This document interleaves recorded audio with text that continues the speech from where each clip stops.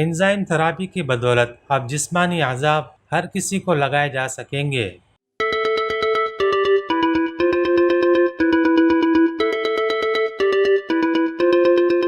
सेहतमंद शख्स अगर किसी मरीज को कोई उज़्र अतिया करता है तो कई पेचीदगियां पेश आती हैं, जिनमें ब्लड ग्रुप मुख्तलिफ होने की बिना पर एक शख्स का अतिया दूसरे को नहीं दिया जा सकता। अब एंजाइम थेरेपी की बदौलत पेचीदा अज़ा भी गैर यकसा ब्लड ग्रुप वाले अफराद में लगाए जा सकेंगे।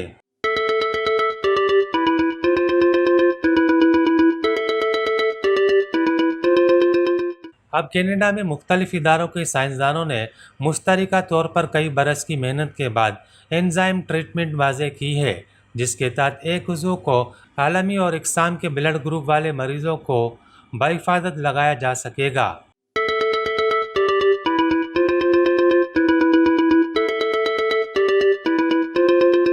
हम जानते हैं कि खून के सुर्ख खलियात की सतह पर एंटीजन ही ब्लड ग्रुप का तयन करते हैं। ए एंटीजन का मतलब ए ग्रुप होता है। बी एंटीजन की बदौलत खून का बी ग्रुप बनता है।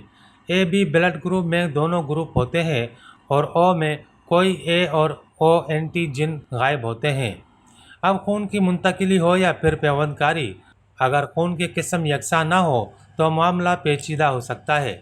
इसी तरह मुख्तलिफ ग्रुप वाला उज़्व लगाया जाए तो बदन सबसे पहले उसका दुश्मन बनकर उसे मुस्तरद कर देता है। उसे हल करने के लिए साइंसदानों की एक टीम ने एंजाइम इस्तेमाल करके अतिया करदा उज़्व से एंटीजन मिटाने का काम किया है। इसी तरह उज़्व की कैफियत यूनिवर्सल और ग्रुप हो जाती है।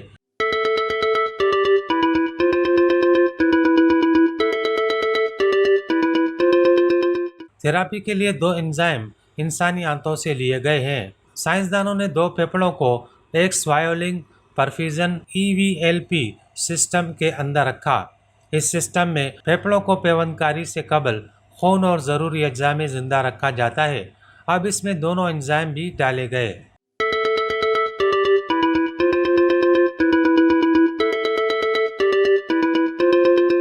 तजर्बे में टाइप ए डोनर फेफड़ा लगाया गया जो पहले से ही ख़राब था और डॉक्टर उसे इलाज के लिए मुस्तरद कर चुके थे। EVLP सिस्टम में जब दो एंजाइम डाले गए तो कुछ देर बाद पूरे उज़्व से ए एंटीजन ब्लड ग्रुप और उसके असरात 97% तक गायब हो गए। अब उसे मुखालिफ ब्लड ग्रुप वाले खून में रखा गया तो फेफड़े को रद्द करने वाले अज्जा सामने नहीं आए।